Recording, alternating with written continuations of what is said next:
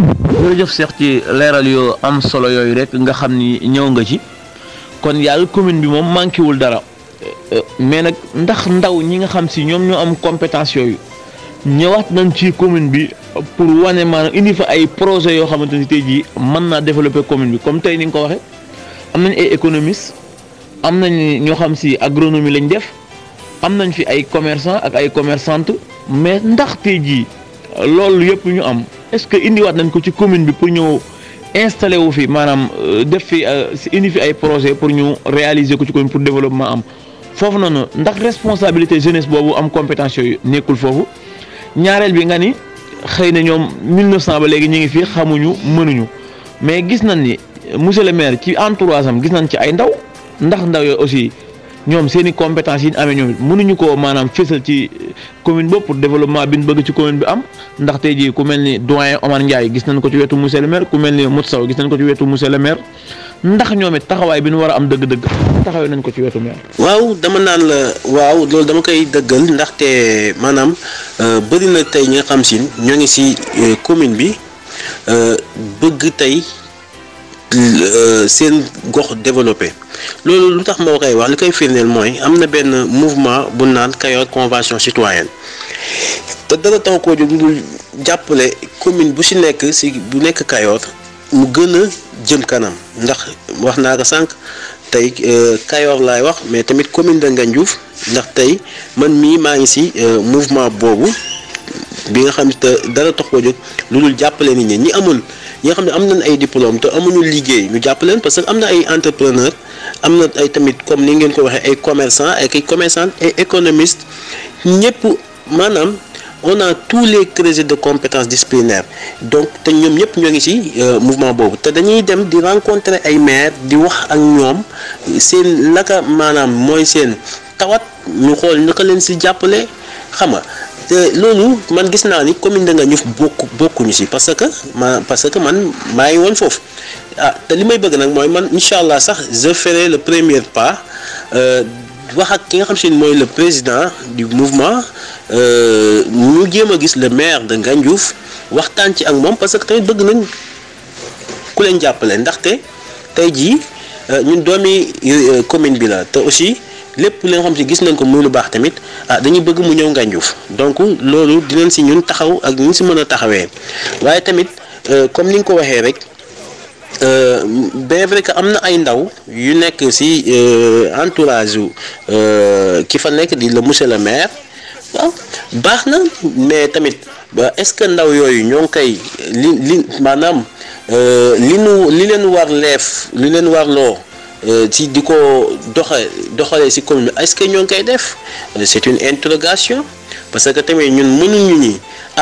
am na ñu fa nekk ñu xarañ ñu ma xam bu baax sax ndax Omar Ndiaye bi nga wax xam naa ko Modou bu baax xam naa ko bu fekkee tamit am nañ ay compétences comme li nga ko waxee te lu bari ñu gis ni dafa sooxe man damay jàpp ni ña fa nekk ak ndaw yooyu ngay wax ñoom ñooyam donc yaakaar naa soxla nañ entourage ba nga xam si daal dina gën a jëmmal dina maanaam li leen di doyee ñoo ngi ci ñoom ba fi ñu bëgg a yeggale commune de Ngandiouf ñu jéem ko fa yeggale man foofu loolu laa ci tontu. jërëjëfati doyen Cheikh macha allah ci tontu yu am solo yooyu nga xam ni indi nga ko rek fi ñuy ñëw mooy mënuñoo invité le doyen Cheikh Dieng ci tudduñu sport bu ñu waxee sport ci commune bu Ngandiouf dafa am budget boo xamante ni si dañ koy déterminer ndax budget bi nga xamante ni si moom la ñuy voté ci parce que monsieur Bara Diop yaakaar naa tudd na budget budget bi nga xamante ni si moom la ñuy voté pour sport bi jeunesse ak sport ñoo benn la budget bi ñu koy voté ndax li ñuy voté ci budget bi lépp moom la ñuy jot ban jàngat ngay indi foofu ñaareel bi buñ ci jotee ba pare li ñuy jot ndax niñ koy répartir baax na wala déet bëggoon nañ nga jàngatal ñu ci Cheikh ak sport ak commune bu Ngandiouf. côté sport moom damay wax ni sport bokk na si liy jëmale ab gox kanam rawatina am réew kanam rawatina gox bi nga xam si bëgg nañ sport lool commune de Ngandiouf nag dañoo xaw a sooxe ci côté sport ndax bala may ñëw ci répartition budget bi damay wax ni am nañ ci jafe-jafe comme ni amee jafe-jafe ci yeneen secteurs yu ci bëri ndax tey jilee tey bu fekkoon ni sport bi toll na fa mu war na toll war nañu mën a am stade nit ñi di ñëw équipe yi gën a bëgg football bi ba tax ba ñu leen di dégg fu ne ci Sénégal mais tey football nga ñu man naa ko wax te jul fenn voilà tey kay gisoo kenn bu ni joueur bi kët commune de Ngandiouf la jógee loolu lu ko waral mooy sport bu sooxe te leen koy defee tamit maanaam du loolu moo lay yëkkati yóbbu la fenn ndax booy footballé ay pièce carte d'identité loolu tamit yooyu te léegi football licence la donc ñi nekk ci sport bi commission sportive dañoo war a gën a liggéey maanaam boole jéem a xool lan bëgg ci sport bi ñu jéem a doxalee noonu c'est-à-dire wutal équipe yi ay licence ñu affilié dem niveau même ba au niveau départemental mais football Ngandiouf comme ni ma ko waxee sànq tojul fenn donc loolu dafa nekk lu ñuy ñaawlu ndax infrastructure ci sport dina jox koom ab commune voilà répartition budget bi nag moom boobu mën naan sax duñ ci sikk ndax amul luñ ci sikk ndax dañuy oo à chaque fois budget bu génnee di toll ci 1 million dañuy oo les 4 zones kenn ku ne sa représentant bon bu ñëwee représentant bu ñëwee dañuy waxtaan léegi bureau bu ñu waxtaan ñu ni zone bi kat nii lan toll nan leen jox lii parce que commune de Ngandiouf dañ ko répartir en 4 zones zone bu Ngandiouf zone bu Gade Bitire zone bu Mbakis ak zone bi Ndiompi léegi représentant bu ne bu ñëwee ñu waxtaan tënk bu ñu tënkee kenn ku ne ñu jox la dara nga yóbbu yaa xam loo ciy def kon foofu man du ma ci sikk waaye bu fekkee bëgg nañ doxal sport daal taxawaay bi fokk mu changer ndax sport day boole waaye du xaajale.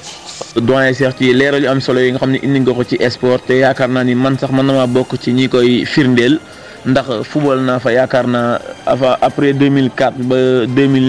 2014 maa ngi football foofu nawetaan yaakaar naa football Ngandiouf moom tujul fenn ni nga ko waxee ndax ñun affilié gun zone ba léegi nii mënuñoo am équipe départementale ca coupe maire yi daanaka li ci yàlla xam doy na liñ koy football bariwul. nekk naa président zone en 2015 kon ci sport kon jërëjëf kon Cheikh macha allah ci leeral yu am solo yi nga indi ci sport. jërëjëf yow it Babacar Sall ci laaj yu am solo yi ci am mbégte mu yaatu may delluy jaajëfal ki doonoon suñu gan di monsieur Cheikh Dieng teewoon si plateau bi fii si Nguénié TV ci seen émission tukki nemmeeku ñu doon waxtaane lu soxal suñu commune di commune bu Ngandiouf ak ñi ko jiite ak ñi ñu jiite di askan wi ñu indi woon tomb yu bëri ngir daal di koy toj faram-fàcce ko ak suñu gan mu indi ñu ci itam yu am solo jërëjëf monsieur Cheikh Dieng li may tëjee kay mooy responsable politique nga bu mag ci commune bu Ngandiouf teewal fi parti Pastef bu Ousmane Sonko lan moo di sab yéene ci commune bi ëllëg ndax nga nekk maire wala da ngay waxtaan ak askan bu baax a baax ngir yee leen ñu joxante loxo bu baax a baax xeex yi nga xam ni am na fi taddu yoon fexe itam ba commune bi yokk jëm sa kanam lan daal mooy sa yéene ak mbébét pour ëllëg ci gox bi. jërëjëf Mbaye Mamour ci laaj bi am na solo moom it neex na ma trop mais damay faral di wax ni notre credo c'est la citoyenneté développement dialogue neutralité et paix man loolu laay faral di wax ndaxte ñun li ñu tax a jóg mooy bokk ci ñi nga xam ne si dinañ contribuer seen développement parce que parti bi nekk di parti Pastef mooy ñëpp nga xam si tey jii bëgguñu seen yoon des benn yoon ginnaaw ñuy def seen ñaq pour loolu noonu mën a saafarawu ndax Sénégal ñëpp xam nañ ni doxin bi yéeme na trop te luñ ci fekk luñ ci am nag jël voilà ndaxte tey buñ ci amee Cheikh Dieng nekk na maire dañuy jël. voilà ndax li ñu tax a jóg mooy liggéeyal suñu réew te lépp ñu war lool dina ko def ndax bawuñu benn yoon manifestation bu amee wala fu ñu wootee dañuy dem ndax réew mi moo ñu ko jaral loolu nag buñ si amee tey jii bu ëllëgee ni monsieur le maire Cheikh Dieng loolu mën naa ni mbégte lay doon si ñun waaye tamit nekkul daal nekkul li ñuy def nii du tax du question dañu bëgg am poste politique wala ñuy non dañuy liggéey te liggéey boobu lu ñu gëm la moo tax kuñ ci mere yaakaar naa da nga xamul rek waaye boo xamoon li ñuy def di nga ñëw jàppale ñu ci lii ñuy def ndax tamit kiñ ko àndal di le président Ousmane Sonko ñëpp xam nañ ko te nawloon nañ ko lool. di si woo nag jeune bi yëpp jeune boo xam si bëgg na rek am na les mêmes intentions que nous mu ñëw jàppale ñu si li ñuy def ñu ndax kat lu kenn man rek ñaara ko dàq voilà maa ngi lay jaajëfal daal si laaj bi am na solo lool. jërëjëf ci tontu li am na solo lool itam di ci am mbégte mu yaatu xam naa rek di la wax ne liñ ñu cërale woon ci waxtu mat na am nañu lu toll ak ñetti minutes pour ñu daal di tëj jotaay bi xam naa rek nga daal di tënk rek li ngay tëjee say kàddu rek ci benn minute di jéglu nag bu baax a baax wax dëgg yàlla doyaluñu xam naa nag liñ ñu cërale woon ci waxtu rek moom moo mat waaye nag benn yoon di nga teew fii ngir daal di seexal ak ñun waxtaan ñu gën a yaatal bu baax a baax ba tey rek ci lu jëm ci gox bi ak sa yëngu-yëngu tamit ci kàttanu yàlla. Mame Bory kontaan nan lool si di waxaat ni si invitation bi ndaxte tey li ñuy ñaan rek mooy seen plateau bi émission bi dem ba Sénégal ba bitim réew kenn ku ne di ko yàkkamtee maanaam ñu leen di seetaane di leen dégg fu ne ndaxte lu am solo ngeen di def ndax lii bokk na si liy jëmale am réew kanam ndax di xool jafe-jafe wala gox bu ne ñu ni kat lii kat tawat na fa ñu xool nu ñu koy saafara yaakaar naa am na solo lool donc ñoo ngi leen encouragé bu baax di leen félicité di wax ni yal na yàlla lafal leen cat si liggéey bi di tëjee tamit di gërëm bu baax a baax a baax a baax a baax ñi nga xam ne si ñoom laa nekkal si commune de Ngandiouf ñu nekk si parti Pastef di leen jaajëfal di leen wax ni tamit ñu ànd liggéey rek te bañ a décourager benn yoon ndaxte ñun li ñuy def defaluñ ko kenn lu dul suñu réew te duñ ci am benn lu ñuy regretter ndax dañuy wax ni politique bu dee def nga ko ni nga ko war a defee jaamu yàlla la gu wér voilà di jeexale rek benn message appel à tous les jeunes di woo jeunes yëpp jeunes yi Ngandiouf yëpp di leen wax ni message bii ma leen di adressé ñoom ñoo ko moom je voulais juste dire que la jeunesse nous avons un potentiel énorme chez nous donc exploitons-le, donnons-nous la parole, échangeons-nous et discutons. C'est en forgeant qu'on devient forgeron, c'est en pensant qu'on devient penseur, c'est en repoussant les limites qu'on devient un bon citoyen. Organisons-nous, rencontrons-nous, c'est bien possible. C'est une question de mentalité et d'attitude. Donc di woo jeune bu si nekk mu ñëw ñu liggéey ensemble. Je vous invite à œuvrer ensemble pour mettre notre chère commune dans l'orbite du développement. Di leen wax ni ñun ubbil nañ képp suñuy buntu képp ku bëgg néegu ci Pastef Ngandiouf pare nañ pour ànd ak yow liggéey. Donc di leen jaajëfal encore une fois di leen wax ni la jeunesse n'est pas une période de vie mais c'est un état d'esprit. Et le développement c'est une clé en main, c'est une clé en tête mais pas une clé en main. Donc nan jël utiliser li nekk suñu bopp yi ñu jéem ko indi yóbbu ko ci commune bi ndax suñu commune mën a soqali ko. Di leen sant di leen gërëm di am mbégte lool bokk nekkoon ak yéen ci plateau bi di leen wax ni ñoo ngi leen jox nag bëgg nañ ñëwaat ci plateau bi ndaxte même jotaay bi ñu amoon ak kii ni ñu ko war na waaj dëgg sax des na waaye bëgg rek ndaxte ñun ay ndaw lan te lépp lu ñu suñuy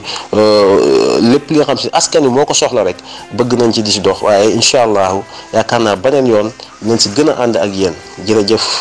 jërëjëf monsieur Cheikh Dieng dellu am mbégte mu yaatu ci kàddu yu am solo yi nga xam ni moom nga tëjee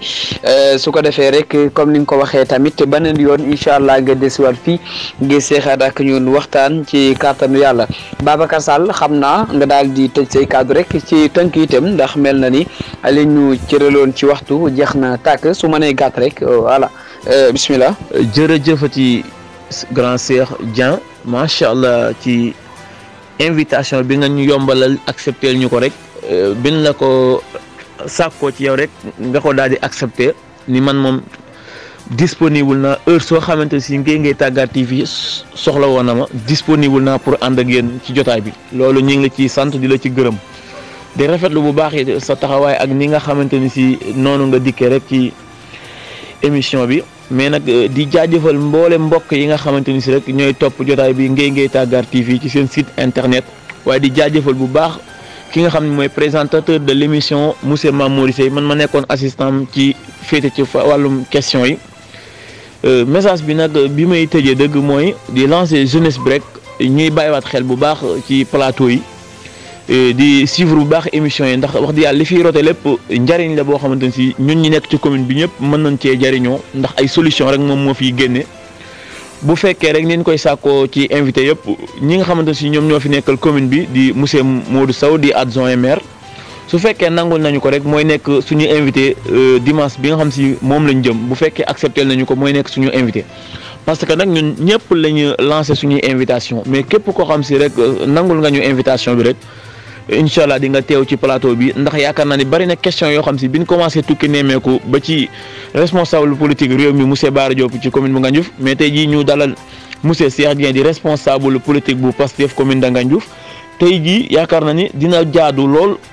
ñi nga xam ne ñoo fi nekkal commune bi di monsieur Modou Sow mu ñëw teew ci plateau bi répondre ay questions yoo xamante ni si yaakaar naa ni population bi yëpp ñu ngi leen ciy xaar parce que yaakaar naa tukki ne ma ko ba mu commencé ba léegi ñu ci ëpp dañoo joxañ baaraamu tuuma maire bi ak ñi mu àndal kon yaakaar naa ne dina baax loolu ñoom ñu ñëw ci plateau bi indi ay leeral ci yenn questions yi jëm ci courant bi ak yeneen yooyu war nañ cee ñëw indi ci ay leeral parce que lu ëpp ci ñoom lañ ci joxañ baaraamu tuuma kon foofu rek la may wàccee sama kàddu di rafetlu bu baax it nag jotaay bi ni ko nga xam si noonu la ko nit ñi di toppee kon Mamour yi jaajëf. jërëjëf yow it Babacar Sall mbokk yi kon seen émission tukki nemmeeku la woon Mamour Seye fegg woon ci ak Babacar Sall ci wàllug laaj yi gan gi doonoon monsieur Cheikh Dieng Ngandiouf ngeen dégg ko noonu ci kàddu yu am solo yi mbokk yi ñu jaajëfal leen yéen it bu baax ci bàyyi gi xel dig leen daje beneen dimanche ñu tànn leen beneen dëkk ak ganeen gan Cheikh ak moom waxtaan itam jërë ngeen jëf ba beneen incha allah.